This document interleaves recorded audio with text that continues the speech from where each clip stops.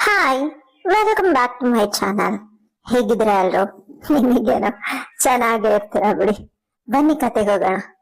ಫಂಕ್ಷನ್ಗೆ ಅಂತ ಅತ್ತೆ ಮನೆಗೆ ಹೋಗಿದ್ದಾಗ ಕತ್ತಲೆಯಲ್ಲಿ ಯಾರೋ ನನ್ನನ್ನ ಸಿಕ್ಕಾಪಟ್ಟೆ ಮಜಾ ಮಾಡಿ ಸುಖ ಕೊಟ್ಟು ಹೋದ್ರು. ಕತೆ ಸಿಕ್ಕಾಪಟ್ಟೆ ಇಂಟ್ರೆಸ್ಟಿಂಗ್ ಆಗಿದೆ. ಎಲ್ಲೂ ಸ್ಕಿಪ್ ಮಾಡ್ದೆ ಕತೆನ ಕೊನೆಯ ತನಕ ಕೇಳ್ತಾ ಹೋಗಿ. ನನ್ನ ಹೆಸರು ಲತಾ. ನಾನು ನಮ್ ಅಪ್ಪ ಅಮ್ಮಂಗೆ ಒಬ್ಳೆ ಮಗಳು. ಹಾಗಾಗಿ ತುಂಬಾ ಮುದ್ದಿನಿಂದ ಬೆಳೆಸಿದ್ರು. ನಮ್ಮ ಅಪ್ಪ ಅಮ್ಮಂಗೆ ಒಬ್ಳು ತಂಗಿ ನನ್ ಪಕ್ಕದ ಊರಲ್ಲೇ ಇದ್ಲು. ನನ್ ಅತ್ತೆಗೆ ಇಬ್ರು ಮಕ್ಕಳು, ಒಂದ್ ಹೆಣ್ಣು ಒಂದ್ ಗಂಡು.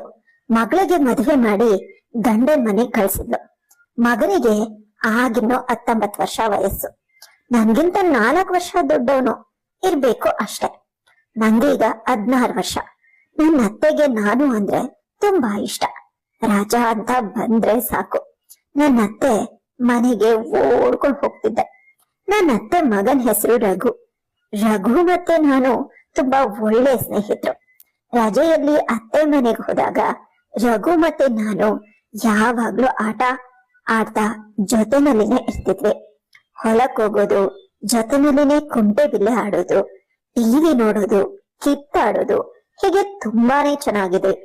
14ನೇ ವಯಸ್ಸಿಗೆ ನಾನು ದೊಡ್ಡವಳಾದೆ. ಅದಾದ್ಮೇಲೆ ಅಮ್ಮ ಅವ್ರ ಮನೆಗ್ ಕಳಿಸೋದನ್ನೇ ಕಡಿಮೆ ಮಾಡ್ಬಿಟ್ರು. ಯಾವಾಗ್ಲೂ ರಘುವಿಂದ ದೂರ ಇರು, ಅವನ್ ಜೊತೆ ಹೀಗೆ ಚಲ್ಚಲಾಗ ಆಡ್ಬೇಡ, ನೀನೀಗ ದೊಡ್ಡವಳಾಗ್ಬಿಟ್ಟಿದ್ಯಾ ಅಂತ ಬೈದಾನೆ ಇರ್ತಿದ್ಲು. ನನಗಂತೂ ಕಿರಿಕಿರಿ. ಅತ್ತೆ ಮನೆಗ್ ಹೋಗೋದಕ್ಕೆ ಬಿಡೋದೇ ಇಲ್ವಲ್ಲ ಅಂತ ಕೋಪ ಬರ್ತಿತ್ತು. ಹೀಗೆ ಒಂದಿನ ಅತ್ತೆ ಮಗಳಿಗೆ ಮಗು ಆಗಿ ಮಗುವಿನ ನಾಮಕರಣ ಇಟ್ಕೊಂಡಿದ್ರು. ಹಾಗಾಗಿ ನಾನು ಅಪ್ಪ ಅಮ್ಮ ಎಲ್ಲಾರು ಅತ್ತೆ ಮನೆಗ್ ಹೋಗಿದ್ವಿ. ಆಗ ರಘುವನ್ನ ನೋಡಿ ನಾನು ಶಾಕ್ ಆದೆ. 19ರ ಹರೆಯದ ಯುವಕ, ನೋಡೋದಕ್ಕೆ ತುಂಬಾನೇ ಸುಂದರವಾಗಿದ್ದ. ಅವನ್ 2 ವರ್ಷದಿಂದ ಅವನನ್ನ ನೋಡೇ ಇರ್ಲಿಲ್ಲ. ಆದ್ರಿಂದ ಈಗ ನೋಡಿ ಅಯ್ಯೋ ಎಷ್ಟು ಸುಂದರವಾಗಿದ್ದಾನೆ ಅಂತ ಅನ್ಕೊಂಡೆ. ಅವನ್ ಕೂಡ ನನ್ನನ್ನೇ ನೋಡ್ತಿದ್ದ. ಫಂಕ್ಷನ್ಗೆ ಸೀರೆ ಉಟ್ಟು ಮನೆ ತುಂಬಾ ಓಡಾಡ್ತಾ ಇದ್ರೆ ಅವನ್ ಕಣ್ಣು ನನ್ ಮೇಲೆನೆ ಇರ್ತಿತ್ತು. ನಾನು ಕೂಡ ಅವಾಗವಾಗ ಕದ್ದು ನೋಡ್ತಾ ನಾಚ್ಕೊಂಡು ಓಡಾಡ್ತಿದ್ದೆ. ಅಮ್ಮಂಗೂ ಬಿಡುವಿಲ್ಲದ ಕೆಲ್ಸ. ಹಾಗಾಗಿ ಅವಳು ನನ್ ಕಡೆ ಗಮನ ಕೊಡ್ತಿರ್ಲಿಲ್ಲ. ಇದಂತೂ ನಂಗೆ ತುಂಬಾ ಸಂತೋಷದ ವಿಷಯ. ಇಲ್ಲ ಅಂದ್ರೆ ಯಾವಾಗ್ಲೂ ಬೈತಾ ನನ್ನನ್ನ ಅಲ್ಲಿ ಹೋಗ್ಬೇಡ, ಇಲ್ಲಿ ಹೋಗ್ಬೇಡ, ಅವ್ರನ್ನ ಮಾತಾಡ್ಸ್ಬೇಡ ಅಂತ ಹಿಂಸೆ ಕೊಡ್ತಿದ್ಲು ಅಂತ ಅನ್ಕೊಂಡೆ. ಫಂಕ್ಷನ್ ಎಲ್ಲ ಮುಗಿಸಿ ಎಲ್ರು ಊಟ ಮಾಡಿ ಮುಗಿಸೋ ಅಷ್ಟ್ರಲ್ಲಿ ಮಧ್ಯರಾತ್ರಿ ಆಗೋಗ್ಬಿಟ್ಟಿತ್ತು. ಹಾಗಾಗಿ ನೆಂಟ್ರಿಂದ ಮನೆ ತುಂಬ ಹೋಗ್ಬಿಟ್ಟಿತ್ತು. ಎಲ್ರು ಅಲ್ಲಲ್ಲೇ ಮಲ್ಕೊಂಡ್ಬಿಟ್ಟಿದ್ರು. ಅಮ್ಮ, ಅತ್ತೆ ಮಗಳು ಎಲ್ರು ಕೂಡ ಇನ್ನು ಕೆಲ್ಸದಲ್ಲೇ ಬಿಸಿ ಆಗ್ಬಿಟ್ಟಿದ್ರು. ನಾನ್ ಅಮ್ಮಂಗೆ ಅಮ್ಮ ನಂಗೆ ನಿದ್ದೆ ಬರ್ತಿದೆ ಅಂತ ಹೇಳಿದಾಗ ಅತ್ತೆ ರಘುನ ರೂಮಲ್ಲಿ ಎಲ್ಲಾ ಮಕ್ಕಳು ಮಲ್ಕೊಂಡಿದ್ದಾರೆ, ನೀನು ಹೋಗು ಅವ್ರ ಜೊತೆನೆ ಮಲ್ಕೋ ಅಂತ ಹೇಳಿದ್ರು.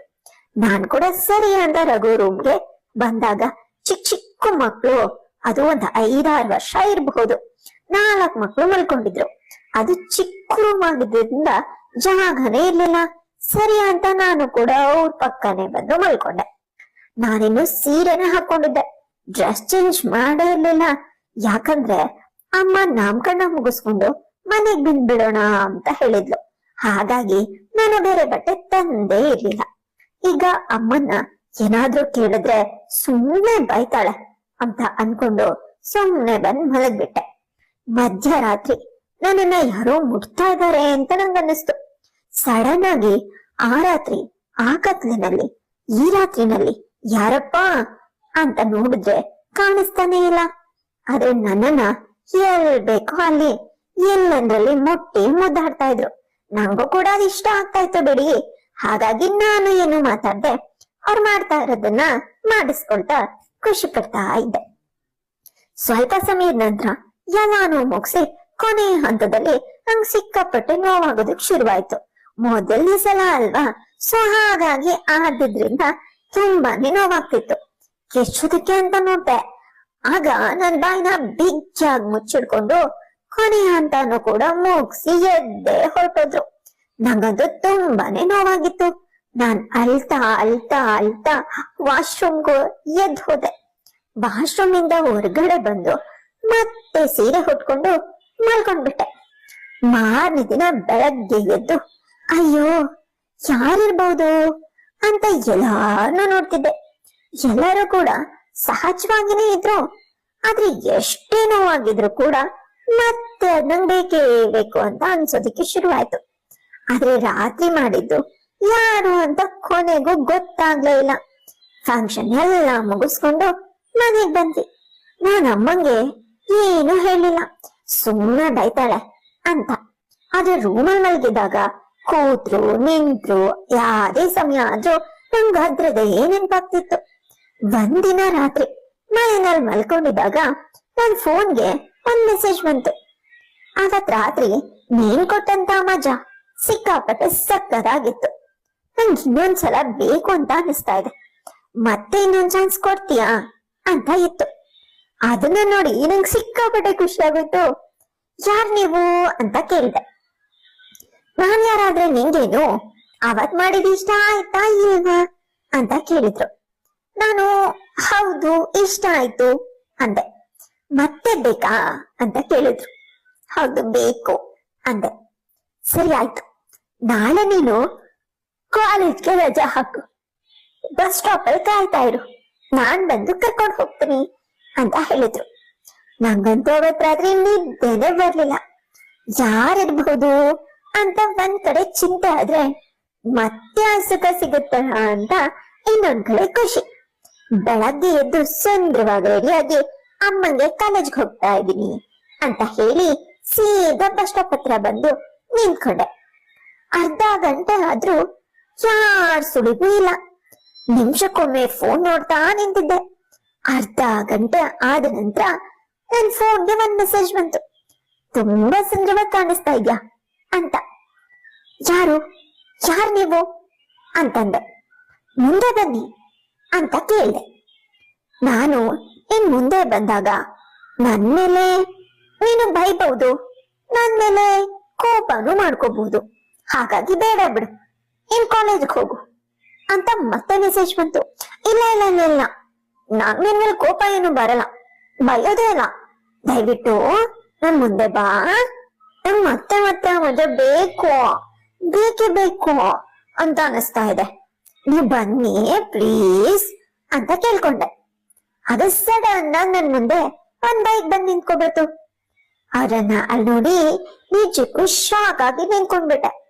ಒಂದ್ ಹೆಜ್ಜೆ ಹಿಂದೆ ಸರ್ದೆ. ಯಾಕಂದ್ರೆ ನನ್ ಮುಂದೆ ನಿಂತಿದ್ದು ನನ್ನ ಅತ್ತೆ ಮಗ ರಘು. ನಾನು ಅವನನ್ನೇ ನೋಡ್ತಾ ನಿಂತಿದ್ದೆ. ಒಂದ್ ಕ್ಷಣ ಅವನೇ ಇರ್ಬಹುದಾ ಅನ್ಕೊಂಡೆ. ಆದ್ರೆ ಕೇಳಲಿಲ್ಲ.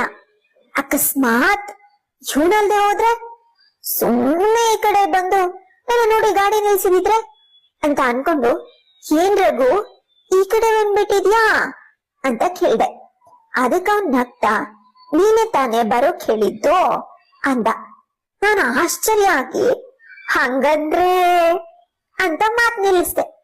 ಅದಕ್ಕೆ ಅವನು, ಹೌದು ನಾನೇ, ಅವತ್ ರಾತ್ರಿ ಏನೇನಾಗೋಯ್ತು ಅದಕ್ಕೆ ನಾನೇ ಕಾರಣ, ಈಗ ನಿಂಗಿಷ್ಟ ಇದ್ರೆ ಬಂದು ನನ್ ಬೈಕತ್ತು ಅಂತಂದ. ನಂಗಂತೂ ತುಂಬಾನೇ ಖುಷಿ ಆಗೋಯ್ತು. ಯಾಕಂದ್ರೆ ಅವನು ಅಂದ್ರೆ ನಂಗೂ ಕೂಡ ಇಷ್ಟನೇ. ಹಾಗಾಗಿ ಸೀದಾ ಹೋಗಿ ಬೈಕಲ್ಲಿ ಕುತ್ಕೊಂಡ್ಬಿಟ್ಟೆ. ಅವ್ನ್ ಯಾವ್ದೋ ಒಂದ್ ರೂಮ್ ಹತ್ರ ಕರ್ಕೊಂಡ್ ಹೋಗಿ ಬೀಗ ತೆಗ್ದು ಒಳಗಡೆ ಕರ್ಕೊಂಡ್ ಹೋದ. ನಾನಿದ್ ಯಾರ ರೂಮು ಅಂತ ಕೇಳಿದೆ. ಸ್ನೇಹಿತಂದು ಅಂತ ಹೇಳಿ ಬಾಗ್ಲಾಕಿ ಬಂದು ಮತ್ತೆ ಅವತ್ ರಾತ್ರಿ ಕೊಟ್ಟು ಸುಖನ ಇನ್ನು ಜಾಸ್ತಿ ಮಜಾ ಕೊಟ್ಟು ಸಾಕಷ್ಟು ಮಾತಾಡ್ಕೊಂಡು ಎದ್ದು ಮನೆಗ್ ಬಂದ್ವಿ. ಇದಾದ್ಮೇಲೆ ನಾವಿಬ್ರು ಸಾಕಷ್ಟು ಬಾರಿ ಒಟ್ಟಿಗೆ ಸೇರಿ ಮಜಾ ಮಾಡಿದೀವಿ. ನನ್ ಮದ್ವೆ ಬೇರೆ ಹುಡುಗನ್ ಜೊತೆ ಆಯ್ತು. ಅದಾದ್ಮೇಲೆ ಕೂಡ ಸಾಕಷ್ಟು ಬಾರಿ ರಘು ನಮ್ಮನೆಗೆ ಬಂದು ನನ್ ಜೊತೆ ಮಜಾ ಮಾಡಿದ್ದಾನೆ. ಪಕ್ಕದಲ್ಲಿ ಗಂಡ ಇದ್ರು ಕೂಡ ರಘು ಕೊಟ್ ಸುಖನ ನಾನ್ ಯಾವತ್ತಿಗೂ ಮರೆಯಲ್ಲ. ಕತೆ ಇಲ್ಲಿಗೆ ಮುಗಿಯುತ್ತೆ. ಕತೆ ಹೇಗಿತ್ತು? ಇಷ್ಟ ಆಯ್ತಾ? ಇಷ್ಟ ಆದ್ರೆ ಲೈಕ್, ಶೇರ್, ಕಮೆಂಟ್ ಎಲ್ಲಾನು ಮಾಡಿ. ಹಾಗೆ ನನ್ನ ಚಾನೆಲ್ ನ ಸಬ್ಸ್ಕ್ರೈಬ್